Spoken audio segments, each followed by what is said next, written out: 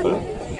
Bien, merci à tous d'être venus aujourd'hui pour ce magnifique soleil. Et nous allons commencer par le dépôt de gerbes.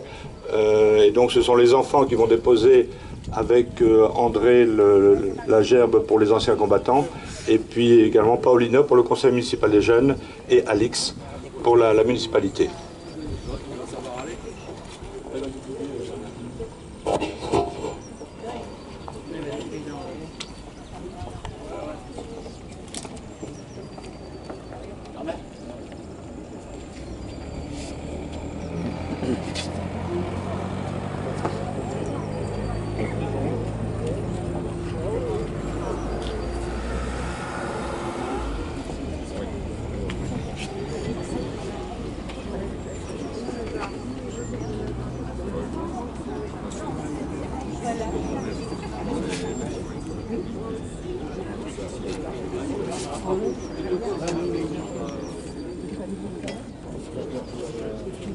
Ouvrez le banc.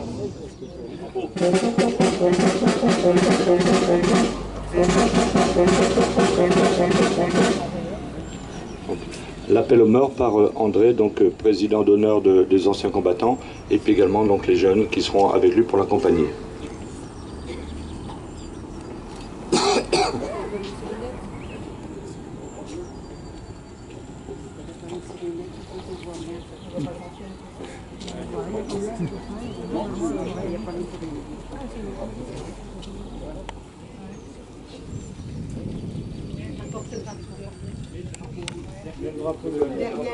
Vous avez non, mais le drapeau sur c'est pas d'ombre, hein. Non, mais le drapeau.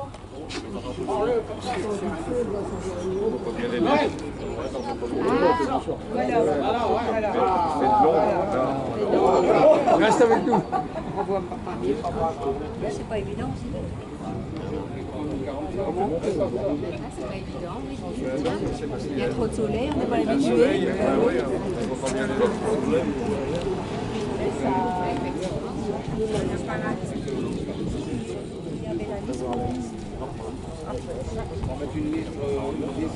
Brunel Julien. Mort pour la France. De Fontaine Louis. Mort pour la France. De Rache Henri. Mort pour la France. Desson Moritz. Mort pour la France. Marvin Jules. Mort pour la France. Estelle Jules. Mort pour la France. Leclerc Henri.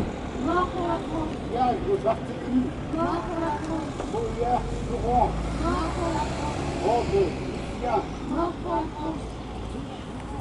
Franquin Net. Mort. Manguenet. Mort pour la France. Delanois André. Mort pour la France. Mazine Maurice. Mort pour la France. Lyonnais Jean.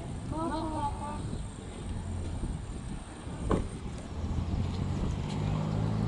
Je vous demande de respecter 1 minute de silence en hommage à toutes les personnes qui ont donné le sacrifice de leur vie pour que nous puissions vivre libres en France.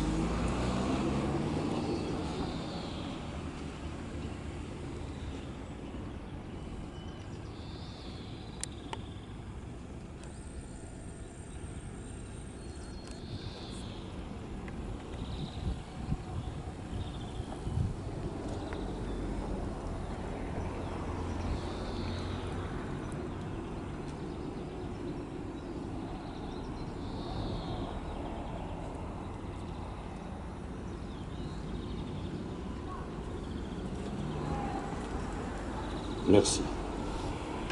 Le message du secrétaire d'État monsieur Jean-Marc Todeschini. Message du secrétaire d'État auprès du ministre de la Défense chargé des anciens combattants et de la mémoire. Il y a 71 ans, les hostilités de la Seconde Guerre mondiale prenaient fin en Europe, mais il fallut attendre le 2 septembre 1945 avec la capitulation du Japon pour qu'elle cesse sur l'ensemble des continents. Le 8 mai 1945, la France et l'Europe, dont la reconquête de la liberté avait commencé plusieurs mois auparavant, s'apprêtaient à retrouver la paix. Dans ce combat terrible qui avait opposé le nazisme aux valeurs démocratiques, celle-ci venait de triompher. Tout au long du cycle commémoratif du 70e anniversaire de la Seconde Guerre mondiale, qui a pris fin l'année dernière, la France, avec force, a rendu hommage aux femmes, aux hommes qui ont permis la libération et la victoire. Certains avaient fait le choix de la France libre sur tous les continents. Les forces françaises libres et ces soldats venus d'Afrique n'ont cessé de combattre pour la liberté de la France. Leur souvenir fut particulièrement honoré lors de la commémoration de la libération de la Corse, le 4 octobre 2013, et de celle du débarquement en Provence, le 15 août 2014. Leur combat avait été mené aux côtés des Alliés venus libérer la France par le débarquement en Normandie.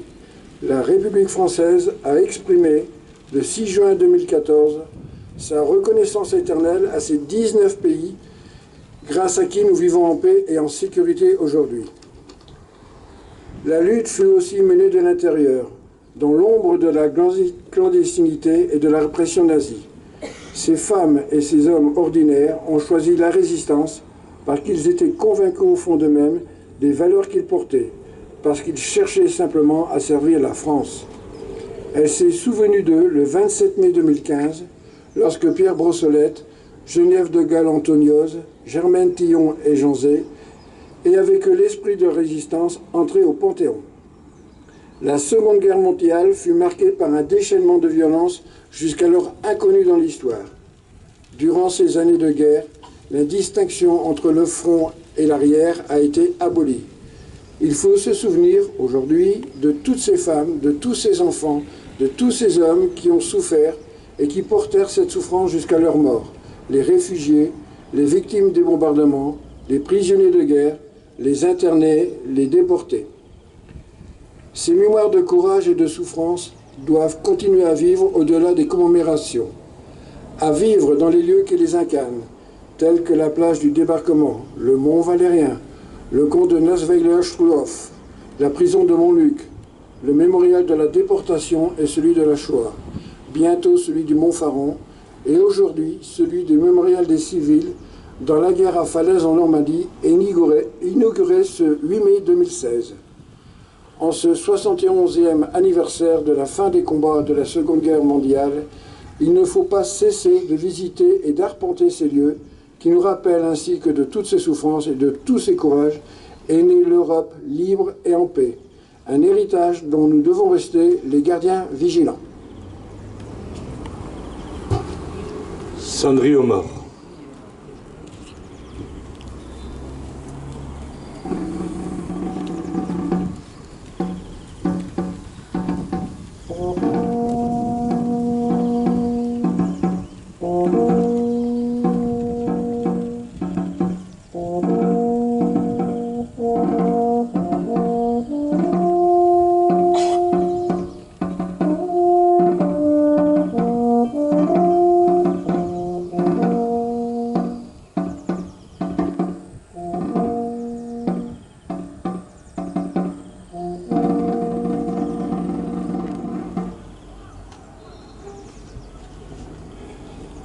Mesdames, Messieurs, merci à toutes et à tous d'être présents aujourd'hui à la commémoration du 8 mai 1945 qui mettait fin à la Seconde Guerre mondiale.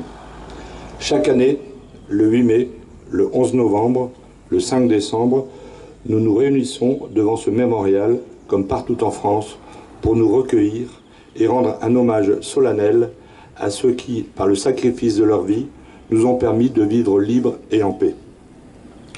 Le recueillement et le devoir de mémoire sont deux actes importants puisqu'ils nous rappellent l'obligation de nous souvenir et transmettre aux générations futures ce qu'ont été ces moments terribles pour la France, afin qu'ils ne se reproduisent plus. Les périodes de crise économique et sociale engendrent du chômage et des difficultés pour beaucoup de personnes. Elles favorisent des discours xénophobes, le fanatisme de quelques-uns, le repli sur soi et l'égoïsme. La dernière crise économique de 2008 a eu pour effet de mettre de nombreux pays et leurs habitants en grande fragilité.